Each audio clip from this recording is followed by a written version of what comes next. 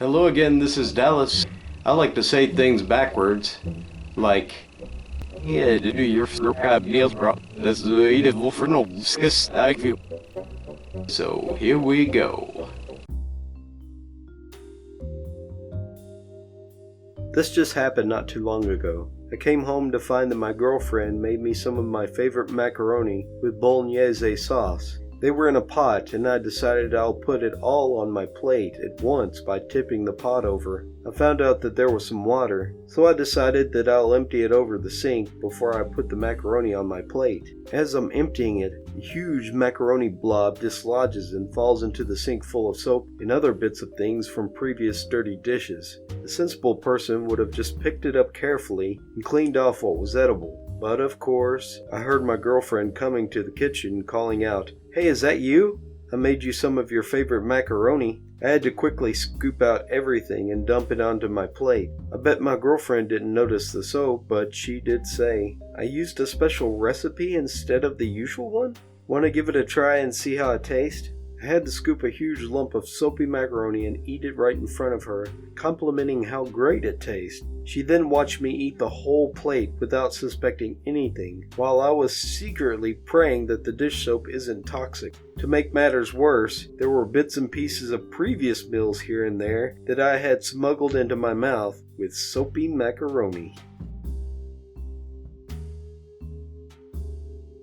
So today I was walking to work to a sushi place down the street to pick up some food. I stopped outside a local furniture store and took a seat on a bench. It was oddly warm for a February. I'm staring at my phone when, all of a sudden, I hear a loud grunt from my left. I look over to see a homeless person splayed out on the ground face first. Now, where I am from, we have quite a few homeless, so this wasn't exactly unusual. Anywho, he gets up and walks past me. Next to me, there's a chair with a nice jacket hanging on it. Barber or something. The homeless guy stops, looks at it, grabs it, and keeps walking. Trying to be a good person, I let out a, "Hey, put that the frack back." He turns around, looks surprised, and says, "Oh crud, grumble, grumble.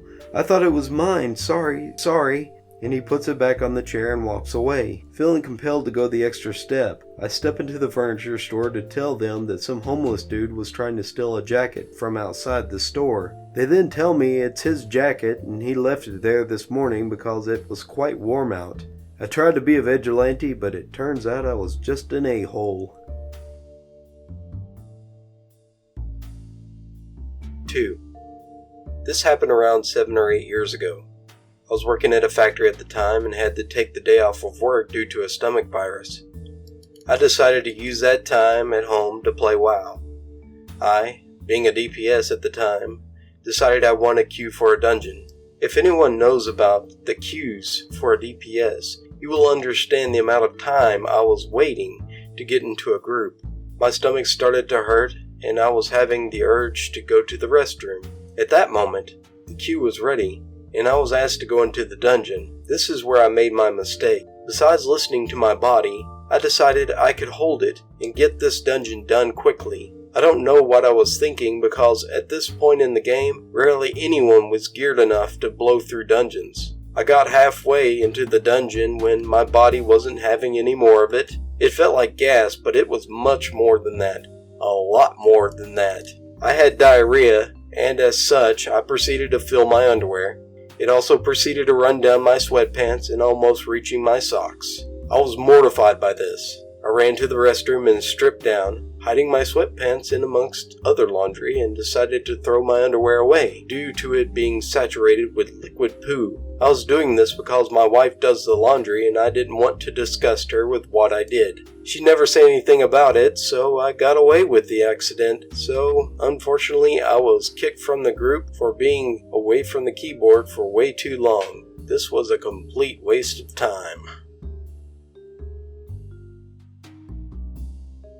For context, I am a 21-year-old female. Once in a blue moon, I like having cool nails. I get these cool nails that look a lot like the picture. I'm super happy and looking super fly or whatever. So about a week and a half later, I'm driving to class and feel like I have a massive, itchy booger.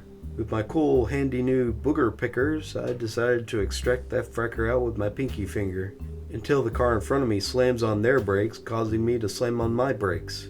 My finger's 2 knuckles deep into my snaz. This effectively rams my pinky up my nose. I panic. Lots of profanities happen. I call my mom, fingers still up my nose, who says I should just pull it out. I'm scared that I'm going to pull out brains or something, so I decide to man up and just pull it out. But my finger is a tad bit stuck. So against any proper medical advice I'm sure is out there, I pull it out. There's blood and there's no acrylic nail still on my pinky. I'm in full panic and drive to prompt care. They extract the acrylic nail which was lodged in there. It was not as bad as I thought, but I still panicked.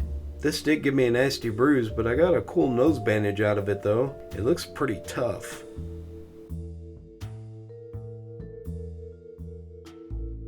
I went to the store one night to go shopping. It was around midnight and I was so excited that it was going to be empty. I ended up shopping till 2 a.m. When I went to my car to unload my purchases, there was one other car there. It was parked on the driver's side of my car.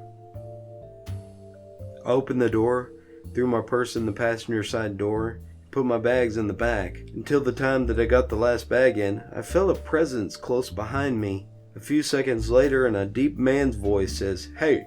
My first thought was, it's 2 a.m. I'm going to be kidnapped and murdered. So I figured I would make him think that he didn't want anything that I had. So I started scratching my crotch furiously. I mean really giving it a good going over like I had something really bad. I then heard him say, "Excuse me ma'am, I can't get into my car." I looked to see that my open driver's door is blocking his passenger door.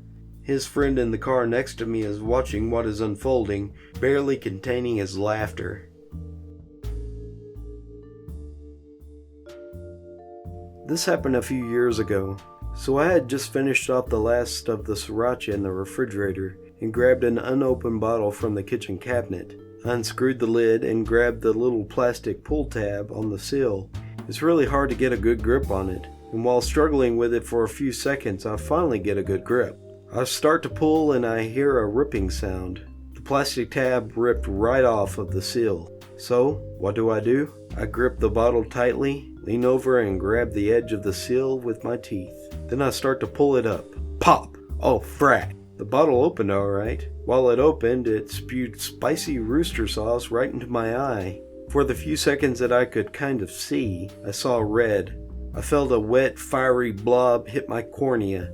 I had full-on seasoned my eye and was looking through a blob of hot sauce. The fiery rooster god was no doubt laughing at my misery. I made a mad dash to the sink and rinsed my eye out. It was still burning and I couldn't see for a while. Also, my eye gunk was spicy for the next few days after that. And for people who ask, "Ew, why would you taste your own eye gunk?" I did it for science. Welcome back, I hope you enjoyed. If you like this video, please give it a thumbs up.